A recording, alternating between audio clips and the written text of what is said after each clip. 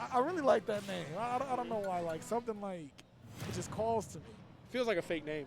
I know it's not, but it feels like my name's Brandon Gordon. You know, it feels like that. Oh, okay. It's got like an alias. My name's Brad Jordan. Brad Gordon. But yeah. All right. So BG coming in with Snake as a Snake enjoyer. I know you hate Snake.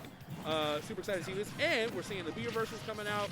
We're seeing a little bit of like grenade play. I like what I'm seeing so far.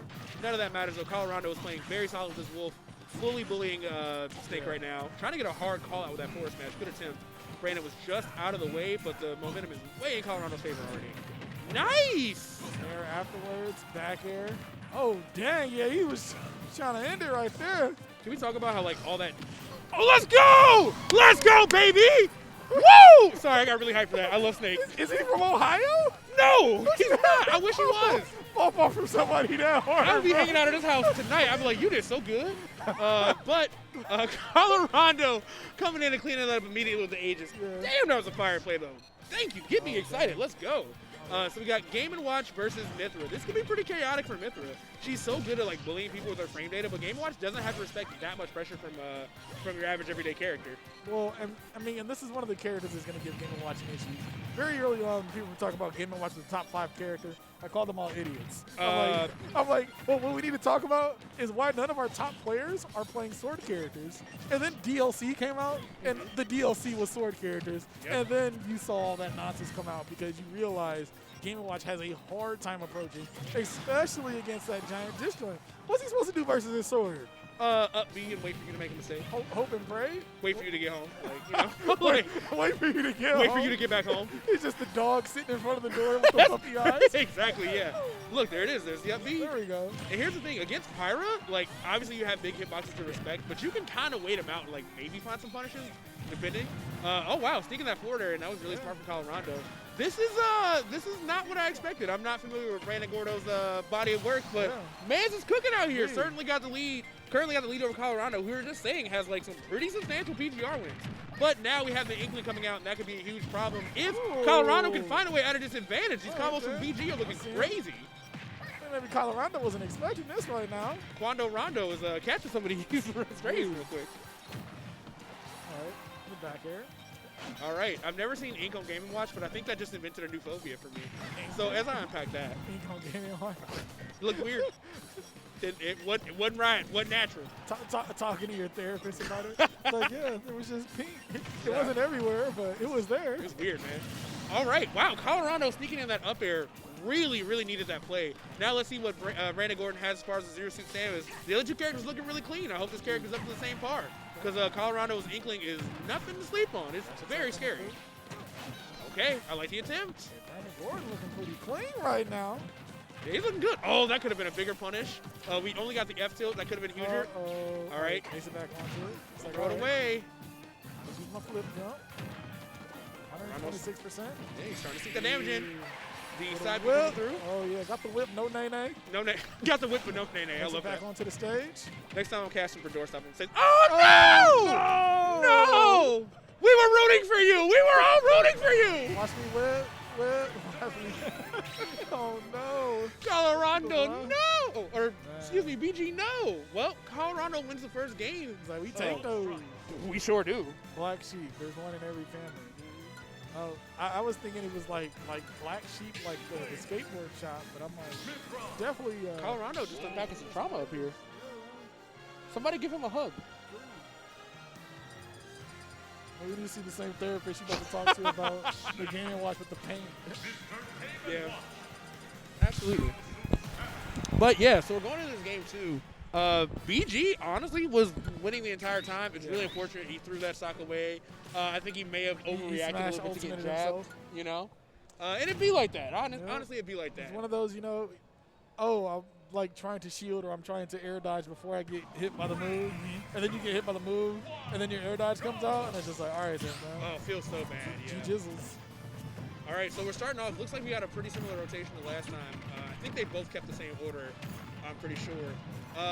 Colorondo was looking really, really good for the Snake. BG had that crazy explosive play from the last game, but the neutral was definitely mostly in his favor. He just lost to like one really explosive decision. Okay. BG, when you're watching this, I am a fan. I just want you to know that. I've become a fan. right, I like that. Air dash attack. Good stuff. Back air snake coming out. Ooh, yes. He knows his stuff. He knows his angles. Getting that double jump up air. The hitbox on that isn't very generous, but it has a crazy amount of knockback, and it's never stale. So you can lose some stocks with that pretty early, like we just saw, even on a character like this.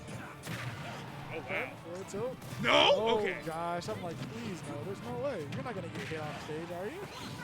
I think the most interesting thing about this is like Colorondo's had to play AK so many times. Or excuse me, I think it's Chronos. He's had to play one of the top snakes a lot. Yeah, it's AK. That'd be the closer of the. Well, AK? yeah, they're from the same hood. I'm tripping. Yeah. Yeah. So like he's had to play AK a bunch, so he should know the matchup really well. And I'm not saying that he doesn't, but right now Brandon Gordon is just playing out of his mind. I can't wait to Google this. And it's one of those things where it's just like, bro, like. Not playing like AK, like what are you doing? And that's what it comes down to with a lot of characters that are like this. They just have so many different styles and ways that they can play. Yeah. Like there are numerous. There's a couple snake players that pop into my head to where they're just a beast with his normals. Yeah. But it's just like, all right, that's not the way you're supposed to play snake. I got to use these other tools as well. And we are finally getting that stock out of there, but not before. He's on his last character already, bro. Sorry, like, I'm the king. Yeah, he's down to his last character, and he's not at a healthy percent at all. High key, I don't remember who the other character was. It was Aegis, but there was an Aegis SD, unfortunately. For oh, Colorado. okay. I'm like, bro, what happened? What happened? All right, cooking up. Let's see. What's for dinner? All the breakfast, no jump on Colorado. I don't know if he knows. Okay. But you can kind of refresh. You can refresh the jump beside me, so I guess that doesn't really matter as much for that character. All right. We got a lot of work to do to take the second game off Colorado. Oh, yeah. What? What? To the down smash. What? Is that a thing? Nair 2 to down smash from Game & Watch? Today I learned. I've never seen that before. Yep, just fall out of it.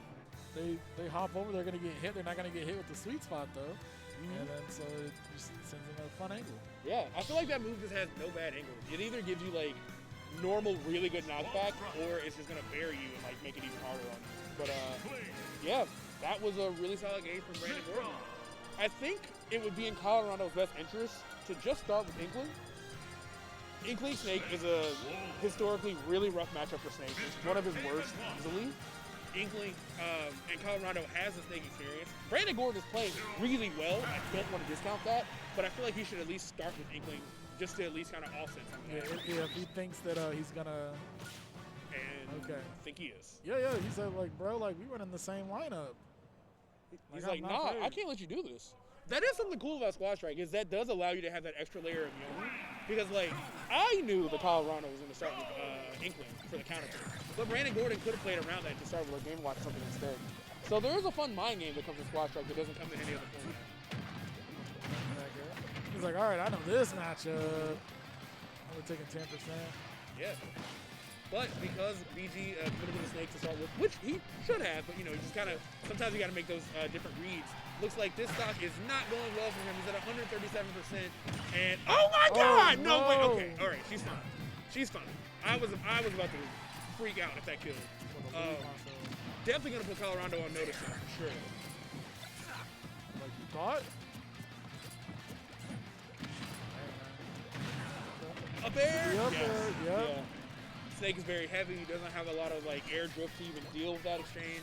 He was pretty much just doomed.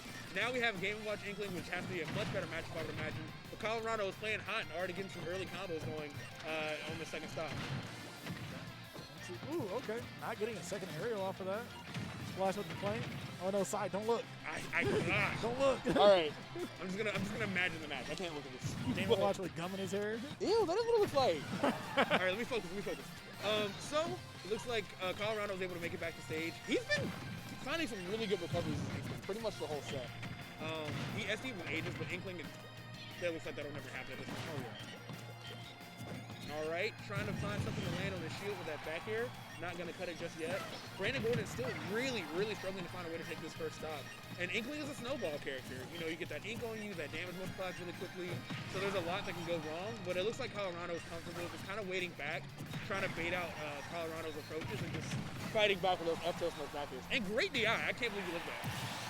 All right, but the dash attack is going to take the stock. Now he's going to deal with Wolf and his...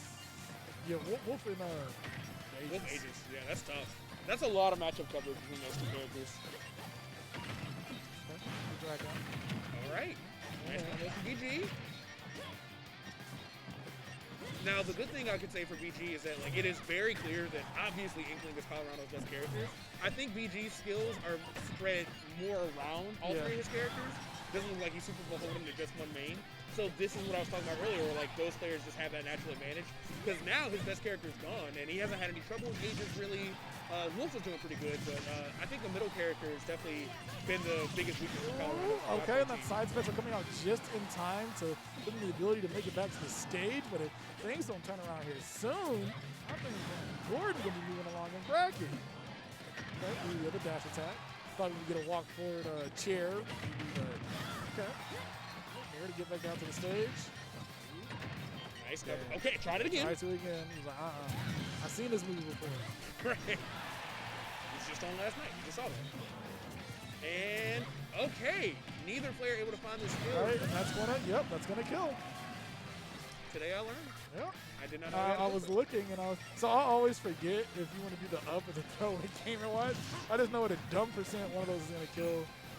We all hope it's the up because that would make the most sense, right? Oh yeah, he's going for the 9. Is there any way to react to his throws? Are they all the same animation actually? Yeah, they're all basically like the same animation. Like, I always like the way that he holds you when you're a ball or whatever will kind of show how it is, but essentially they're all the same. That's a good free mix-up anyway.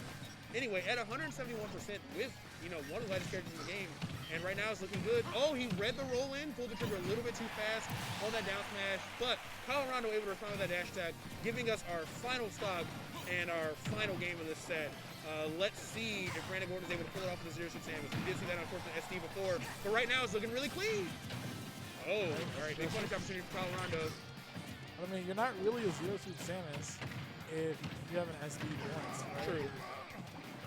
There it is! Bro, wow! Who is this man? I thought that was gonna kill. I need his Carfax. Where is he from? Me too, right. I need He's out here thugging. Yeah, he's playing amazing. Yeah, Colorondo, once again, just 1 or 2 interactions away. Great attempt with the read on that forward smash. Brandon Gordon really struggling to find his last kill. You're so close to the finish line. You've got to be careful not to overextend yourself because a player like Colorondo can snipe that out and take that for a mile.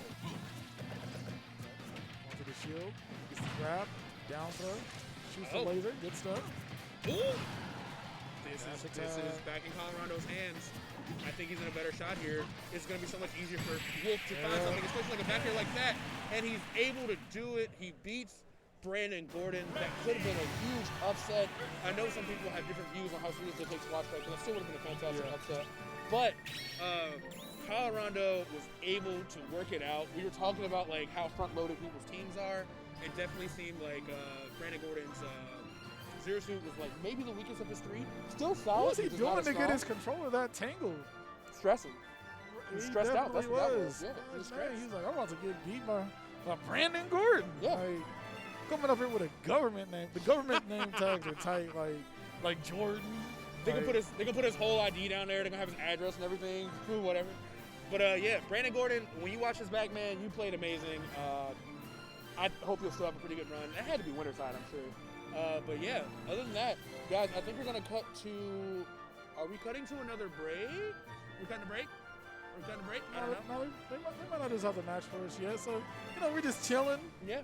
Hanging out. How's your weekend been? How was your travels here? It's been fun. I don't know how far away it was for you. It's 3.5 hours for me.